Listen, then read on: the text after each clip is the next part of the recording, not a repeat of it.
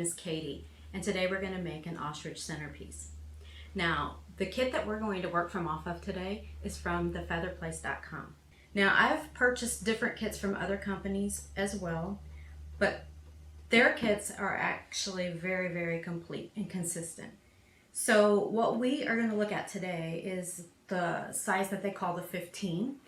And inside the kit, regardless of what size you get, you're going to get 24 of the plumes of whichever color that you choose. You're going to get the 1 bouquet holder, 3 push pins. You're going to need these for securing your piece of marabou on the bottom to cover up the bottom side of your bouquet holder. And then you'll get to choose one of these colors of vases. They come in clear, the white, and then the black. Now, again, something that's really, really great about theirs, we're doing white today, but they have many, many different colors that you can choose from.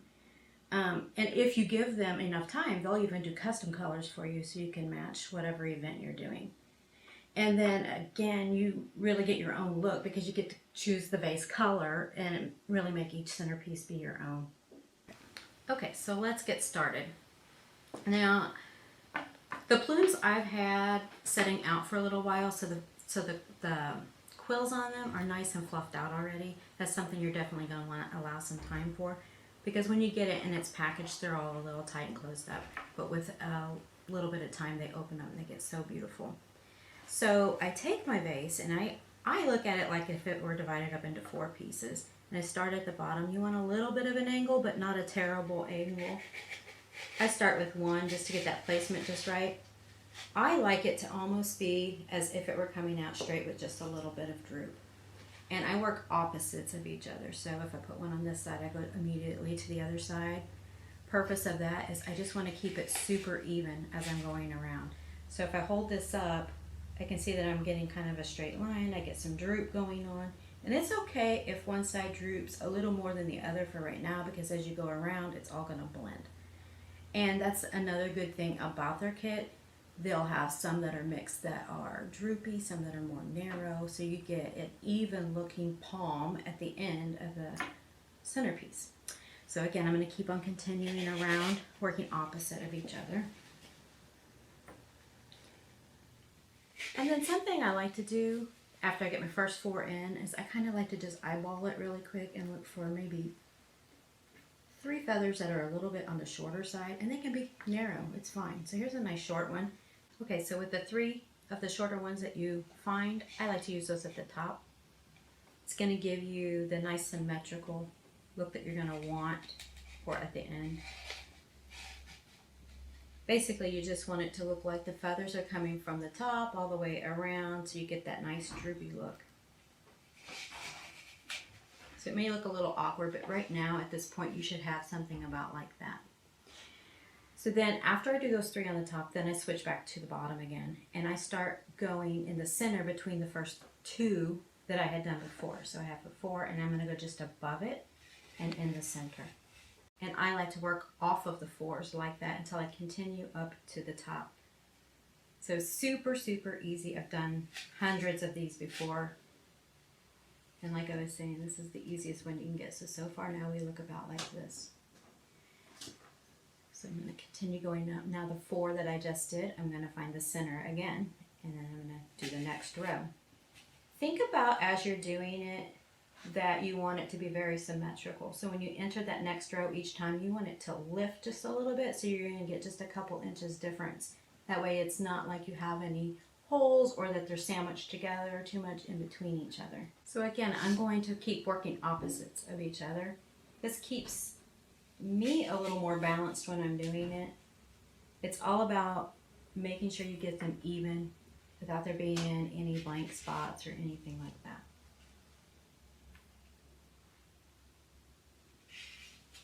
You're going to feel like at different times, oh, I need a feather right there, but you're going to wait until the very end because you're going to have a few plumes left.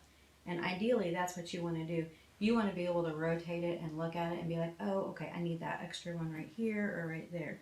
So don't worry if you feel like you see into the center of it too much right now. That's normal.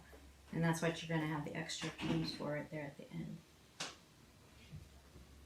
Okay, so again, we are now down to about 4 plumes.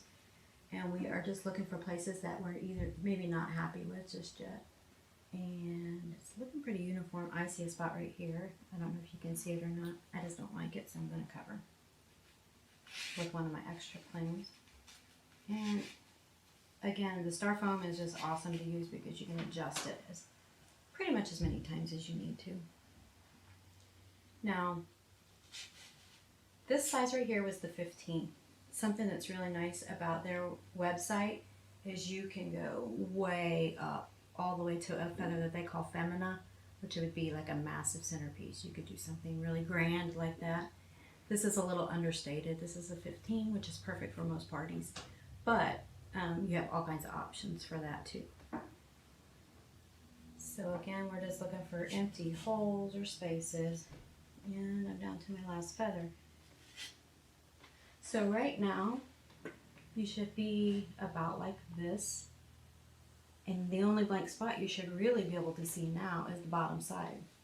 Okay, so now up to this point, all of our plumes are in place. And the only blank spot we should have left is this one at the bottom. And this is when we use this piece of marabou. Not all kits include this, but theirs does. So with your 3 push pins, you're going to use one to start it with, of course. You're going to go through the cording that you feel in the center of it. And you want to do it securely enough so that way it doesn't fall down. You don't want to see this. The purpose of it is so that there's no gap. So pin it on there, you know, just take your time when you're doing it. So about a third of the way, I like to add the second pin. You're not going to hurt anything. And if you see the pin, don't worry about that just yet. So continue on around. And again, you see how durable it is in there. The quills are good. So don't be afraid to move it or spin it. And the third pin, I'm going to try to go through both little pieces right there. Okay, so where the pins were, just take your fingers and fluff it a little bit, and you won't even see the push pin. Alright, and then it ends up like this. So then, of course, the last bit of information you would need is just insert it into the vase. I'm just going to use the clear vase for this part. Now, other kits that I've gotten a hold of, the handle part doesn't even fit inside the top part of this, and then you have to do some work cutting it down. But they've done all the thinking for you. You don't have to worry about it. It fits in there perfectly. Just make sure that it's kind of pushed securely. And you do not see anything from the bottom. Now, some different options you could do at this point is you could put lighting inside the clear one. I've seen some people who do colored water just to match everything. You can do lighting as well in the white one, but the lighting looks the best in the clear. And the colored water looks really nice, but those generally look just good on their own. So this is what you get right here at the end. So again, I just wanted to thank you for watching. I hope you enjoyed some of the tips that I gave you. And, you know, really look over the website because you can, again, get everything in different sizes, different colors, lots of options. And have a good day.